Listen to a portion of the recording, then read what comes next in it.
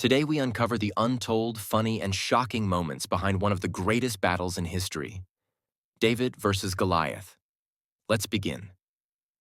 The Israelites were camped on one hill, the Philistines on another, and between them, a valley full of fear. Every morning and every night, as if he set alarm, Goliath came out to shout challenges. This guy wasn't just big, he was giant big, 9 feet tall, armor shining like he was going for a fashion show of warriors. He roared, "Send me a man to fight." But Israel said, "We reject this offer in peace."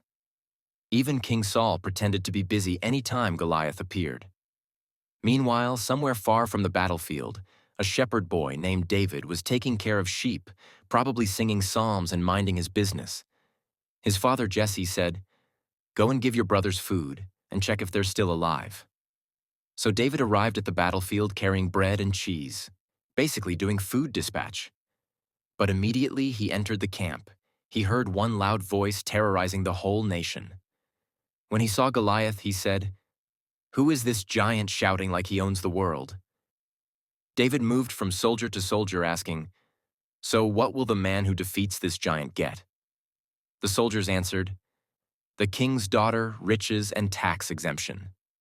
David said, "Wait, you mean I will marry into royalty and never pay tax again? This fight is personal now." His older brother got angry and shouted, "Why are you here? Go back to your sheep." But David said, "Big bro, relax. Is there not a cause?" Even the soldiers noticed he wasn't afraid. When King Saul heard that someone was ready to face Goliath, he expected a big warrior. Instead, David entered, young, small, and wearing no armor. Saul almost said, "Where is the real fighter?" David explained, "I killed lions and bears protecting my sheep. This giant will be the same." Saul was shocked. He gave David his armor, but David couldn't even walk. It was like giving a child oversized school uniform. David quietly returned the armor and said, "I will use what I know, my sling." Saul agreed, probably thinking, "God, please help this boy." Instead of armor or sword, David went to the river and picked 5 smooth stones. Why 5? Some say Goliath had 4 brothers. David said, "If any of them jump out, they too will collect." He placed the stones in his pouch, held his sling, and walked confidently toward the battlefield. Goliath saw someone walking toward him, but the size looked wrong. He squinted and said, "Am I a dog that you send a boy?" David didn't shake. He replied, "You come with sword and spear, but I come in the name of the Lord." The Philistine army laughed.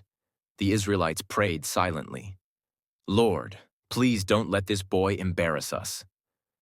The battlefield became quiet. Goliath charged forward, each step sounding like thunder. David reached into his pouch, grabbed one stone, placed it in his sling, and with the precision of a master warrior, he swung it. The sound of the sling cut through the air. Whoosh!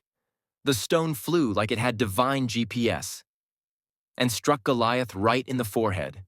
The giant stopped, staggered, and fell to the ground with a crash that echoed across the valley. One stone, one moment, one victory. The Israelites exploded with joy. The same soldiers who were scared earlier now started shouting, "We knew David would win." The Philistines ran for their lives. David became the hero of Israel in one day. From shepherd boy, to giant slayer, to future king. Here's the mystery. Goliath was strong, yes, but he had a major weakness, something researchers now call giant-sized vision problems, meaning he couldn't see far. So when David ran toward him, Goliath didn't expect a fast-moving target. A small boy with a long-range weapon was his worst nightmare. Divine strategy meets supernatural courage. David's victory wasn't about size. It wasn't about having the best weapons. It was about using what you have, trusting God, and stepping forward when others step back. Every giant, fear, failure, delay, falls when courage and faith work together. If you enjoyed this story and want more mysterious, funny, and powerful Bible moments, subscribe to Bible Mystery Zone. More untold stories are coming.